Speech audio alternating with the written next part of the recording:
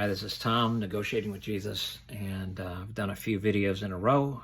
If I do this every day, it will become some kind of habit, and I'll be either a known entity in the corner or an unknown, which is fine, because ultimately I like the idea of just saying things out loud. And even if I'm the only one who hears them, and I feel the same about reading Scripture, you read the book of Mark out loud, and if you're the only one who hears it, you'll have heard it. So I had my talk with Paul is now posted. I put a link into my YouTube video about Grim Grizz, who I want to call Grim because Brothers Grimm, and Grim as an attitude. I like that word better than Grizz. I didn't care for the children's books about the grizzly bear family that we had a bunch of, the Berenstein Bears. So it wasn't my favorite. I'd rather go with Grim than Grizz. So that talk. And today I was thinking about Paul, so I said that Paul is some kind of C.S. Lewis character that is good at explaining, and that helps us all gather as a community watching Peterson, and then the meaning crisis and the players. It's Peugeot and Vervaeke and the dude that just Jordan Hall, and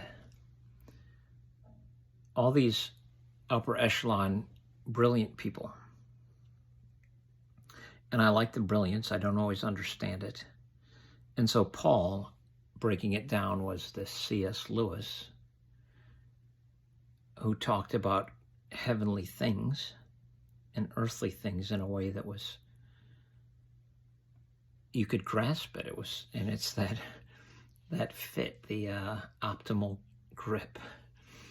And most of this stuff I have my own take on, so the optimal grip. So if you read Ecclesiastes, written by Solomon, the idea that vanity, or meaningless, everything is meaningless because he can't get the optimal grip. He sees something and he goes for a grip, and it turns into smoke. It turns into vapor.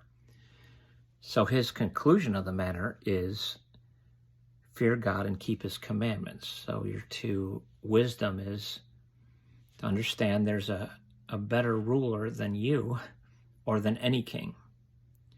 There's an optimal grip, and God has it and we don't. His conclusion is try and do things that the word, the Logos, has spoken and you see in the world. Just keep trying to grip them and just let this strange world kind of float on. So it may be that you have work to do. I'm still getting back to Paul and the flotilla. So I'm going to use the metaphor from Grimm as well, the flotilla. But there's some truth to the idea that we can't quite grip things, but when we see something and get some handle on it, we're to act. So you see a fire in the house next door, for goodness sakes, call 911. Maybe walk over there and yell, hey, is everyone out? I don't know whether you rush in or not, rush into a burning building, but there are brave people who do that, and we super like them. We want to honor them. So the volunteer firefighters, the soldier, the police, these people who run toward danger rather than away from it. So there's some honor to that. So when you see something, you try to act in the best way that you can, considering whatever your personality is. Maybe you're flight and not a fight. I'm not a big fight guy. I hope I'm not just a pure flight guy. You don't want to hear your partner scream, "There's a spider," and then run, or your partner hears somebody scream, and it's this big burly man who is screaming because there's a spider in the room. There's some level of fight that we have to get hold of. So the fight or flight. So I've fought some things, but I'm not a fighter. I don't look for trouble, and I don't necessarily stick around when it's obviously a trouble situation. Even on Twitter, Twitter was my favorite, and I see too much content of people fighting, of conflict. There's so much conflict content, and I desperately want to scroll past. I don't want to watch two people, somebody slamming, a child in a classroom slamming another child's head into a desk.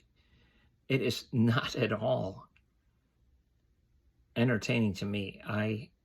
I flee because I can't grip any of it. I can't grip it. I can't be involved. It can only be entertainment or not, because I have no participation whatsoever. So Twitter has become annoying to me, and it was my absolute favorite.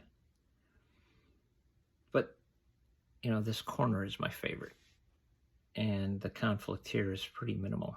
So Paul, the flotilla.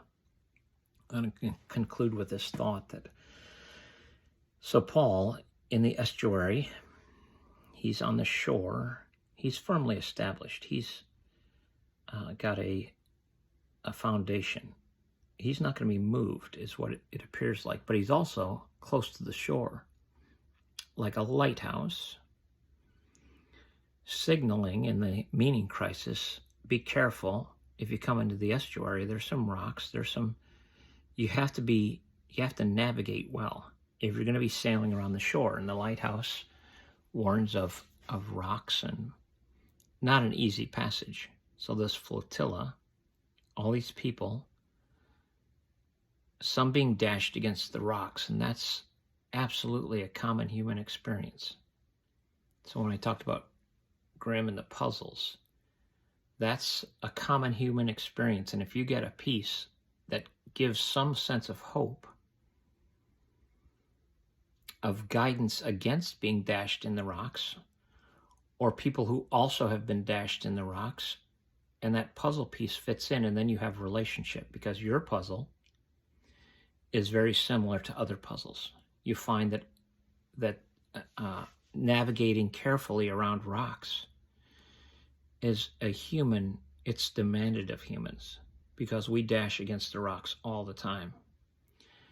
And to know that you can wash to shore, grab some debris, try and cling to a broken, so you're the Apostle Paul, everyone grab some debris, we'll be washed onto the shore, no one's going to die. You want to know that there's rescue possible, that the hope has not been extinguished. So flotillas, and these ideas that are puzzle pieces, a flotilla, all these people hanging in the estuary, some of them are not firmly grounded. They're looking for grounding. They're looking to get into a place where they can start hearing ideas that aren't just salty, maybe some fresh ideas. And the estuary is pretty great metaphor. Some fresh ideas, maybe someone coming from a safe harbor or somewhere up the Mississippi, and you're like, they have all kinds of goods. So everything's this crazy metaphor. They come in with all these goods, and you want to find goods in the world. There's plenty of bads that can be easily distributed. You want some goods, so they have some food and some fresh water to drink, and you can quench your thirst, and you have a guide. You have this lighthouse saying, carefully come in. We're going to get into this safe estuary area. And we'll see if the salt is your better bet, or if the fresh water is your better bet. And it's this crazy metaphor that life matches up to metaphors. The whole thing's crazy. So I love it because that openness, that chaos that I seem to be comfortable in the chaotic world. So that's part of me. And then it gets artsy and whatever. I'll talk about some art. So I'm going to do thinky talky and try and find metaphors, puzzle pieces, and you'll connect some, at various times, and maybe not through me. Maybe you need to watch more Grimm. That's probably the case. A little less Paul and a little more Chad and Grimm. But also some art, and I'll do it all poorly because I think that the people at the bottom, the slave culture in building pyramids, if you're building a pyramid, you're doing it for a king, and he's the top of the pyramid. He's the very top. And underneath, doing all the work, are slaves that will never rise. Moses was some kind of weird exception because they threw him in the water. But the bulk of people in this world will be the unknown, the people of the land in the Bible, the people of the land.